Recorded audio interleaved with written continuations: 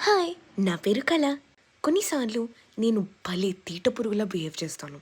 రీసెంట్‌గా నేను మా ఫ్రెండ్స్‌తో బయటికి వెళ్ళినప్పుడు అక్కడొక చచ్చి పడిపోయిన పెద్ద పందికొక్కుంది. పందికొక్కంటే పందికొక్కు కాదు. ఈ ఎలక పందికొక్కులుంటాయి గదా! అది. నేను నా ఫ్రెండ్‌ని ఆట పట్టియడానికి, "నువ్వు దాన్ని తోక పట్టి లాగితే నేను నీకు $100 ఇస్తాను" అని చెప్పాను.